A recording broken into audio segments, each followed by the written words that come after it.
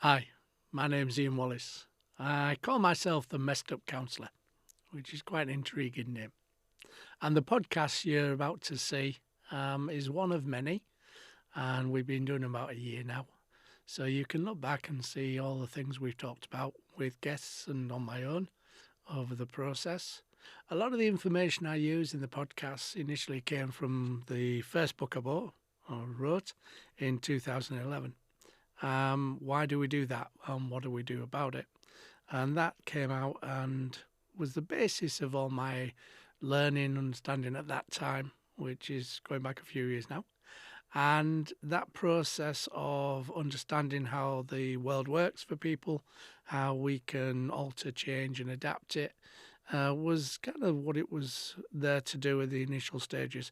I've made that now an audiobook as well, so it's available on Amazon as an audio file that you can check out and you can download to your heart's content, and hopefully that will be helpful.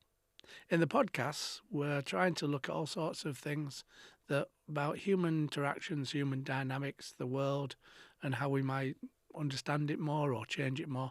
So it gives you lots of ideas and tools in order to think about and look at different ways of being or dealing with things. And hopefully that brings people together and makes people more able to connect and communicate. Lots of topics. If you ever want to connect to me, just obviously drop me a comment on the podcast and I shall try as much as possible to reply. And if you've got any ideas of things that we might want to use on the podcasts, then please let me know. My name's Ian Wallace. Thanks for looking and thanks for listening.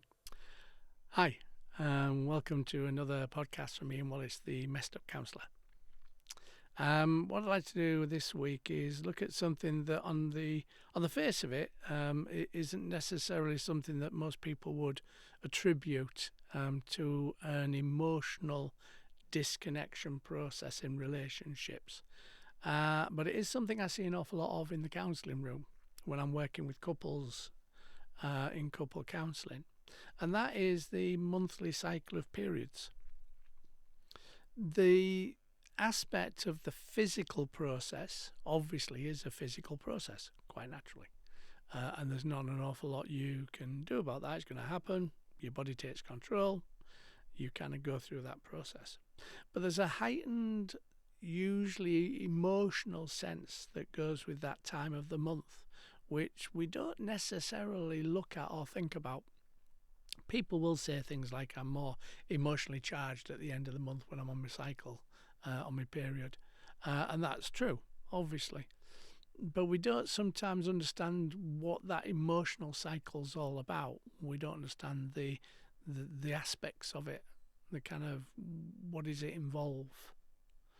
We know most people will have a change of their emotional processes through the chemical changes, obviously, that go on with that month-end cycle. But there's also a psychological, emotional process of change. And that's the thing that most people don't think about. But it does come into the work I do. When I look at a relationship in the room and we're working with counselling that relationship, then if there's a repetitive pattern that every so often that the fallouts, the arguments, the kind of conflict will occur, then sometimes when I look at it, I can see a patterning process to the cycle, the period.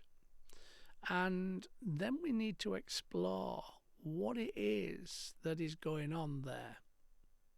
Now, obviously, it's a physical thing that we can't do anything about, but it might be that the emotional process that's going off is a process of loss. Now, that might sound, why loss?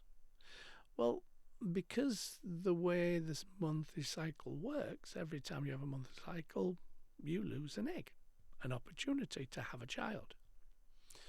And that's natural. That's the process. But most people don't understand how many eggs they've got or how many opportunities they have, unless they're obviously storing it for IVF and those kind of things. So when we go through that process, the relationship goes through a loss aspect, or at least one partner does. And the other partner sometimes is not able to connect to that, to see that process.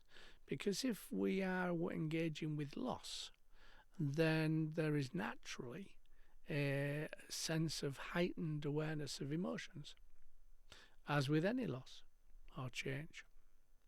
But because there's also this aspect of not them being able to have a child with the egg you've lost, then that reduces the opportunities through no fault of anybody. Nobody's got a choice in that. That's a physical process that just happens. But dependent on the relationship or the relationship structure and partners, that could have major consequences, because as we get older, or females get older, obviously that clock for having children is ticking. And most people have kind of a time frame involved where they would want to have children by. So every time there's that monthly cycle and there's no child, then that builds pressure in the relationship. And certainly for the female, because that psychological process that's happening is one where we don't have any choice, naturally. Now, we won't necessarily think about that consciously, because a lot of what we do is subconscious, but we might react to it without knowing. So we may find that we push our partners away. We may find that not just physically push them away, but actually emotionally push them away and psychologically push them away. We might create a conflict to disconnect. Arguments are a way of disconnecting, and we're using words to push people away. And that's kind of what arguments do. So when we create conflict, we're creating distance between the two people. And that distance, if we are not aware of these situations, scenarios that's going off in the background, we might just not understand it, certainly from the male's point of view. So it's a good idea to have a conversation with your partner and see whether or not this aspect of the psychological and the emotional is actually interplaying with you in your world. And as I said, dependent on where each person is, and everybody's different, depends on where they would be reacting to that with the opportunity of children. Now, it might be that they've had all the children they want and they don't want any more children. But that still will create a loss process, because this is something your body's doing to you. It's taking that choice away. Because if you wanted to change your mind, then at some point you're not going to be able to, because your body has made that decision for you. A lot of the things that we work with within couple work is about conflict. Quite naturally, they don't really come to see us unless there's conflict going on in the relationship. And so if you're a counsellor watching this, then have a look for that pattern. Is there a reoccurring pattern that falls in line near enough with the monthly cycle? Because if there is, then maybe you need to have a think about and explore the reasons behind it as a subconscious process, not a conscious process. And as we're going through that conversation with the couple, then that might make sense to them, why they are where they are, why they do this process, and why it engages in this patterning process. It's very hard sometimes to have those kind of conversations, certainly with couples, because sometimes it's not a conversation you want to have about a monthly cycle. It's a natural thing. Every woman goes through it, or most women go through it. So that process means that the conversation is an easy one to start up. So maybe you just want to ignore it, which is understandable. But that process of the monthly aspect and the loss engaged with that monthly aspect might be heightened if you're experiencing or have experienced other losses, and losses in the wider context, as I've said in other previous podcasts, not just people leaving or people dying, but loss and change comes in every aspect of our moves, alterations and changes in the world. So if there's something else going on that creates a loss impulse or feeling or emotion, then that might double that month-end situation.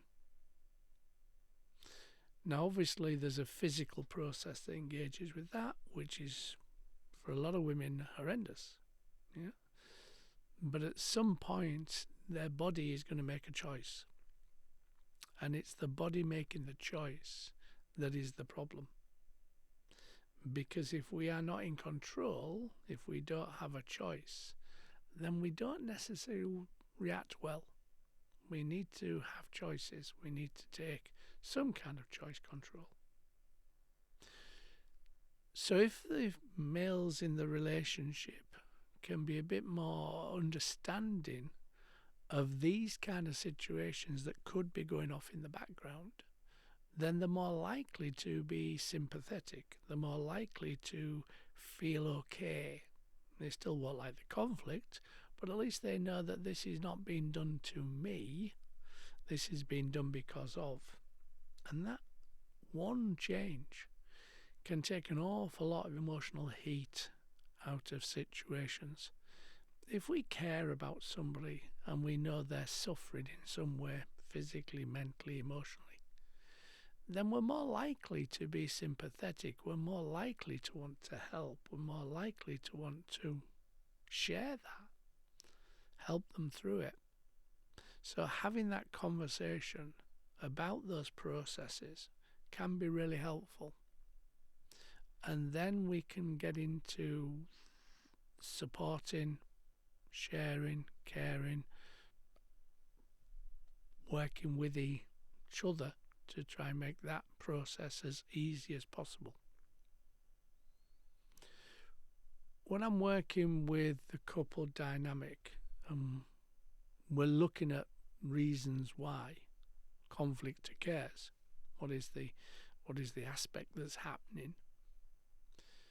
Try and think about these things of loss and change, and try and think about them in relation to the monthly cycle and where that person may be within that cycle process, whether they're just starting or just ending or in the middle of it somewhere.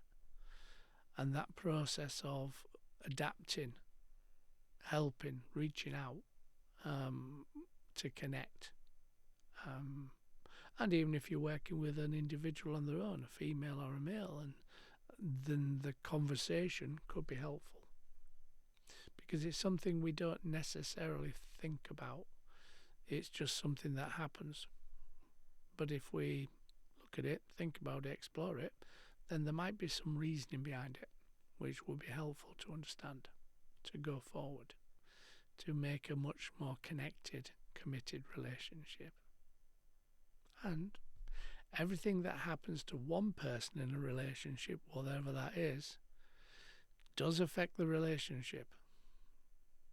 No person in a relationship is an island.